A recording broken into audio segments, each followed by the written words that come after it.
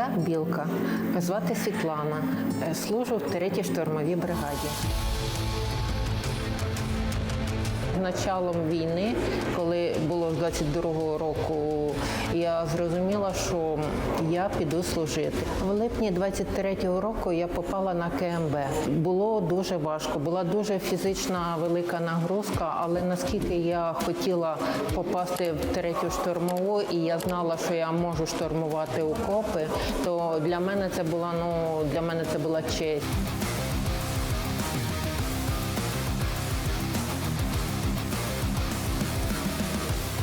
Інструктора дивилися на мене такі, не місце тобі тут. Але при кінці, коли вже вони побачили, що я роблю, почала здавати всі екзамени, проходити всі випробування, то вони кричали: Білка, на характері все зробиш.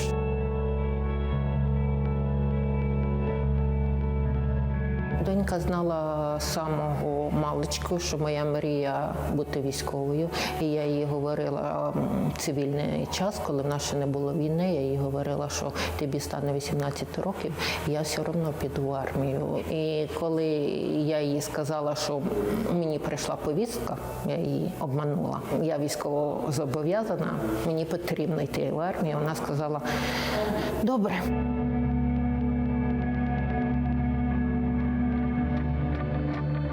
Коли я попала в Авдіївку, я навіть сама не розуміла, наскільки я сильна психологічно.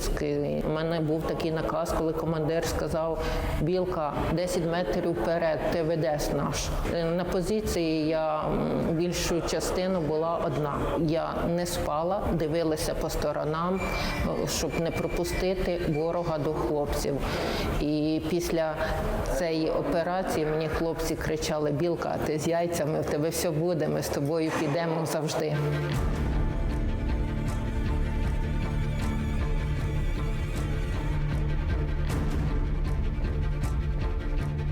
Ми закінчили Авдіївський напрямок, переїхали на Харківський напрямок, ішов, наступ на нас ішов.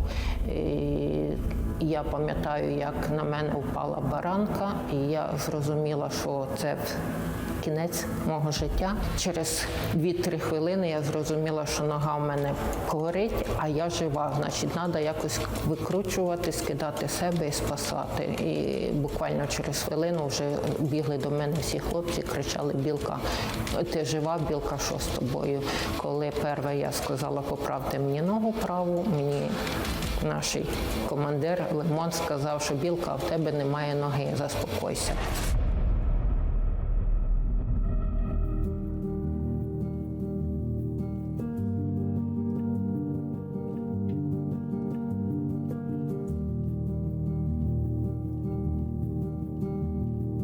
Вийшла до мене патронатна служба, це в мене куратор Чайка, яка була в мене при першому пораненні після Авдіївки, і тут вона мене теж вела. Я дуже задоволена, що саме з нею я знову спілкувалася. Я багато відгуків чула за Чайку, і багато хлопців, які мені говорили: Білка, тобі знову повезло, тобі мало, що ти шариш в медицині, що ти можеш підказати, сказати, що тобі треба, так в тебе ще такий куратор, який за тебе все зробить, за тебе все достанеться. І дійсно, Чайка – це людина з великої букви.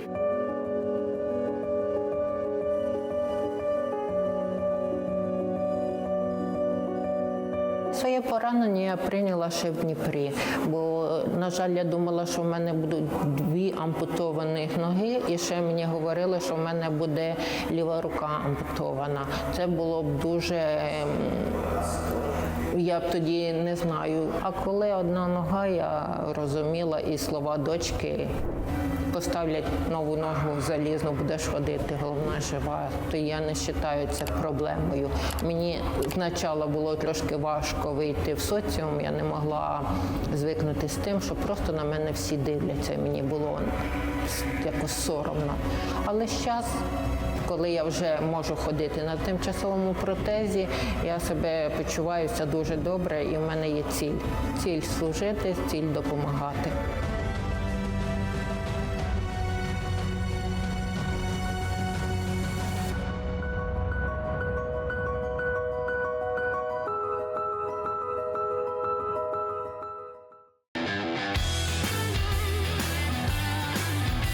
Люди, які стоять на спеціально відведені місця для людей з обмеженими можливостями, знайте, що ви дуже нехороші, тому що мені потрібно місце для того, щоб залізти в машину, щоб з неї вилізти.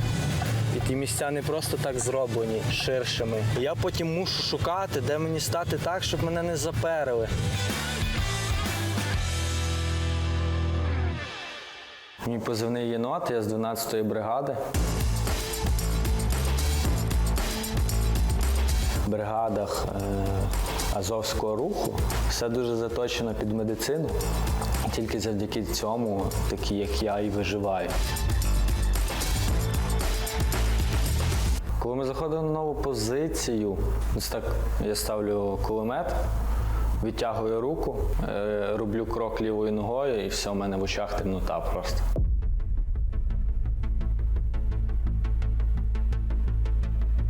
Я такий лежу, по відчуттям секунди 3, і моя перша думка така: я лох на міну наступив.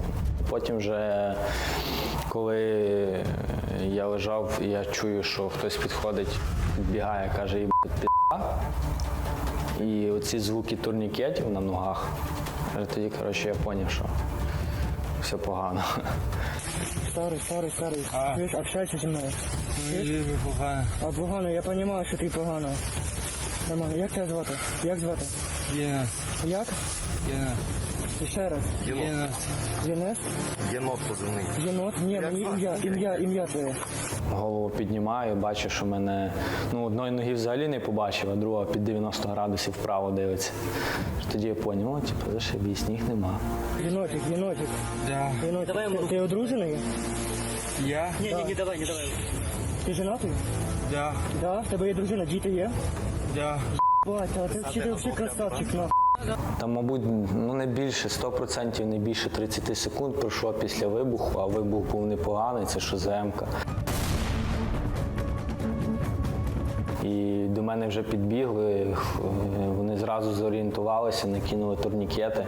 Медики мене зразу опрацювали, і так само хлопці оперативно мене винесли. По факту, якби це не був Азов, я б тут би не сидів. Та й таке.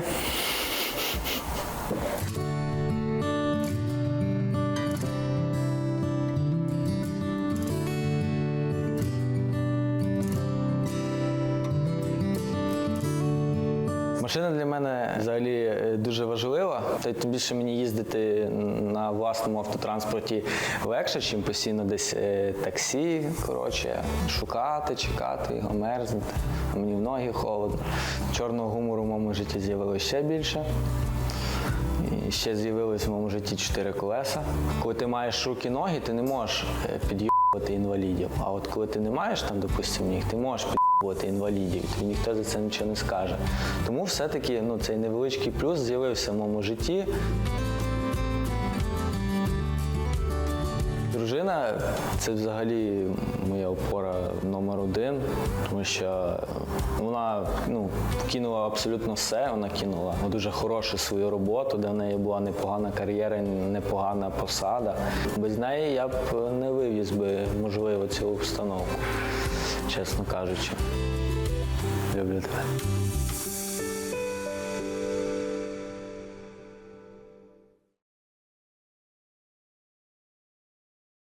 Когда с тобой что-то случается, ты знаешь, что тебя не кинут. Ты знаешь, что патронатная служба поможет. Ты знаешь, что тебя доведут до самого конца и все будет норм. Когда мне говорит государство: а давайте вы поедете домой, полечитесь. Что-то мне после такого не сильно хочется воевать, но с нашей патронатной службой, которая говорит: не-не-не, чувак, мы тебя доведем до самого конца, будем использовать лучших врачей, будем использовать лучшие клиники, то, конечно, я хочу обратно вернуться в 3-ю штурмовую.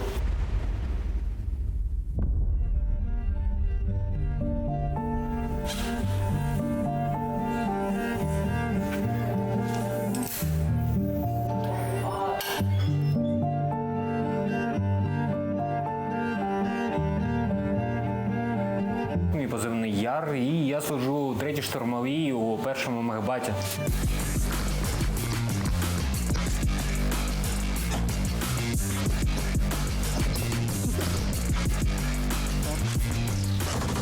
мене були досить крутий сержант, скіли з'явились дуже швидко. У нас немає періоду, коли ми віддихаємо. Ми або на позиціях, або щось штурмуємо, або якраз готуємось.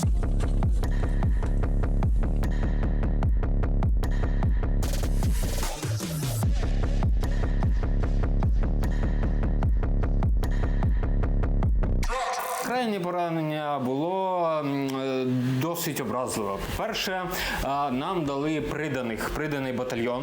І, в принципі, хлопці були непогані, але не обучені. Тобто вони пройшли чисто через учебку. Ми їх якийсь час потренували, але, треба вже виходити. І в перший же день у мене 16300.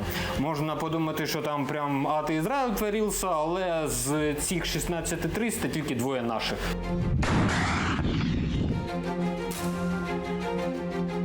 До речі, забавно, тоді ще другий ШБ, другий штурмбат там штурмував. І в них 0,300. 0.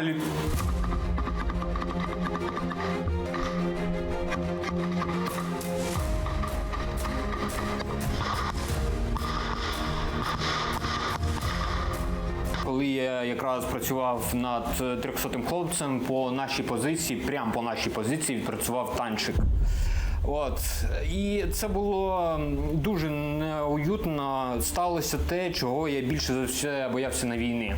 Я не скільки боявся померти, скільки боявся, що в мене не будуть працювати руки і ноги. Я починаю кричати, десь через пару хвилин я приходжу в себе, у мене поранення от сюди, от в шию. Благо, руки і ноги запрацювали, але голова вже працювала дуже погано. Ми спершу евакуювали всіх тяжких, а далі почали евакуюватися саме. І от коли ми евакуюємося, над нами прилітає дрон і по нам, такий починається легкий обстріл. Забігаю в бліндажик, і в бліндажику була якась міна чи що воно там. Коротше говоря, подриваюсь на якоїсь мелкій херні.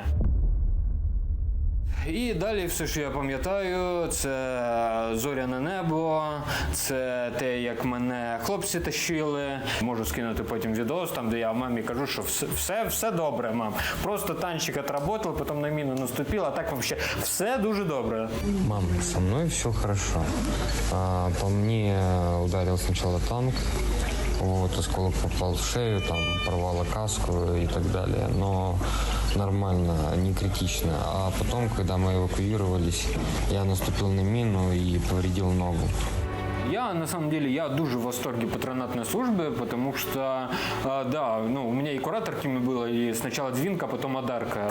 Они максимально ответственные. И да, если мне что-то надо, я им постоянно пишу, и это все мне организовывается. Вот буквально сегодня я забрал огромнейший пак с лекарствами. То есть это то, что мне нужно принимать. Это стоит достаточно много денег. Вот, пожалуйста, мне организовала патронатная служба. Операцию мне организовала патронатная служба, потому что какое-то время меня лечили, да, государство мной занималось, а потом такая, все, время вышло, давай ты поедешь домой и будешь лечиться дома. Ничего страшного, там ничего страшного не будет.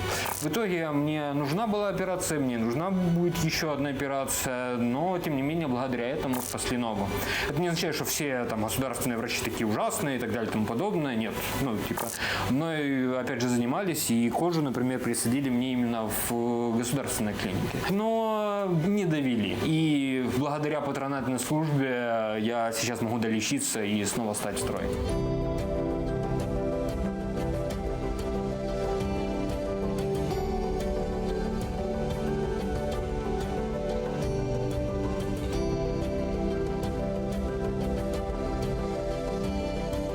Зараз, коли я в процесі реабілітації, мені дуже складно нічого не робити. Як-то від нічого робити, я договорився зустрітися з іншим своїм побратимом. Я дізнався, що вони збирають дрони на дому. І я побачив, як це все коїться, і подумав, а чому б не купити собі 3D-принтер. І з тих пір я друкую різні деталі, в тому числі для дронів. Зараз, наприклад, мені треба для трофейної зброї дещо надрукувати. Тобто я займаюся цим всім. Плюс іноді збираю дрони, коли в мене виходить заробити дополнительную копейку. І виходить, навіть здесь, в тилу, достатньо тяжелим пораненням я можу допомагати фронту і можу знищувати русню, що мене дуже забавляє. Одні з лучших відосів, коли мені скидують, коли моїми дронами личний состав уменьшився. Ну, тобто формально я забаранив від 12 пі***ів. Там на декількох відосів не зрозуміло їх кількість, тому що йде потрапляння в техніку.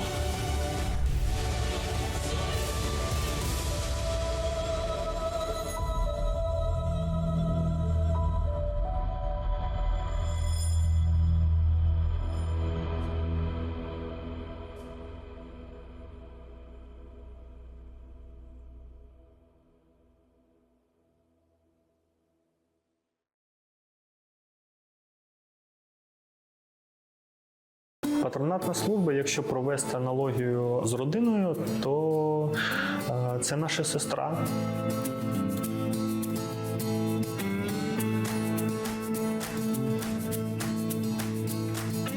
Третя штурмова найбільш, я вважаю, підготовлений і бойовий підрозділ в Україні. Там служба без з***ів.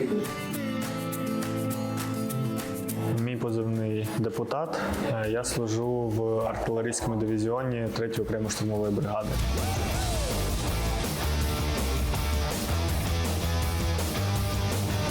Я артилерист, і особливість цієї роботи в тому, що ти допомагаєш в першу чергу піхотним підрозділам, щоб їм було легше сидіти на нулі, щоб до них не дійшов якийсь кацапський виродок, не доїхала якась техніка, не працювала по ним техніка.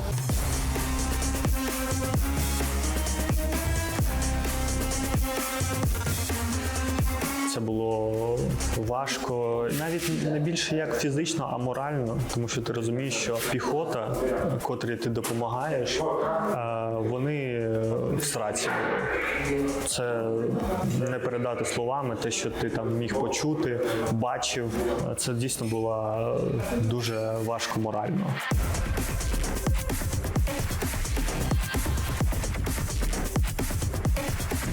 В день поступила команда до бою, ми вийшли працювати, відпрацювали вже декілька снарядів і по нам відпрацювала контрбатарейка.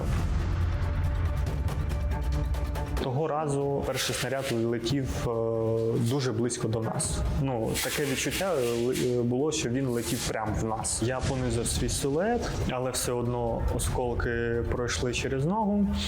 Я перестав відчувати ногу. У мене таке було відчуття, що її немає. Побратим мене підхватив, ми дострибали до бліндажа. Коли стрибали, я побачив, що вона якось тіліпається. Думаю, ага, ну наче там тримається на соплях. Коли вже в бліндажі хлопці надавали медичну допомогу, друг правша каже, там все нормально, по касательне пройшло. Але тоді ще не знали, що заділо сідничний нерв, і я із-за цього не відчував ногу.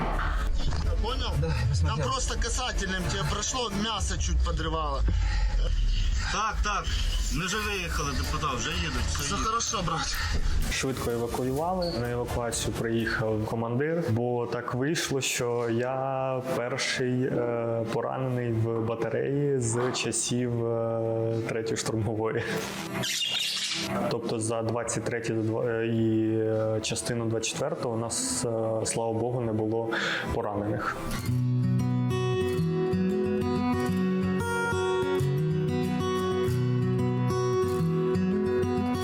Патронатна служба, якщо провести аналогію з родиною, то це наша сестра, яка в будь-який момент прийде тобі на допомогу.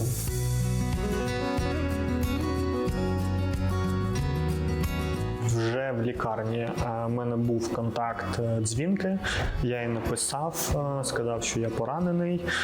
Вона каже: не переймайся, я буду твоїм куратором, розкажи, що, де і як. Коли в одній з лікарень мені робили операцію, сказали, що потрібен нейростимулятор, який коштує на той момент 40 тисяч гривень. Я написав дзвінки, вона каже: все окей, типу, не переймайся, ми його придбаємо.